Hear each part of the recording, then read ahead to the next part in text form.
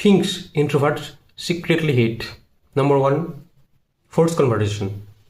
কেতিয়াবা কিছুমান মানুহে এনেই কথা পাতি থাকে just because silence make them uncomfortable, but ইণ্ট্ৰভাৰ্টে এইটো বেয়া পায়। Not every silence needs to be fill. কিছুমান মানুহে ভাবে যে তেওঁলোকে টানকৈ কথা কৈছে তাৰমানে তেওঁলোক পাৱাৰফুল হয়, ইণ্টাৰাপ্টিং আদাৰ্ছ, শ্বাউটিং, এক্টিং চুপিৰিয়ৰ। কিন্তু ইণ্ট্ৰভাৰ্টে এইবোৰ সকলো লক্ষ্য কৰে, আৰু সঁচাকৈ ক'ব গ'লে ইট লুকছ ইমেজ। এই কুৱেশ্যনটো বহুত বিৰক্তিকৰ হয়।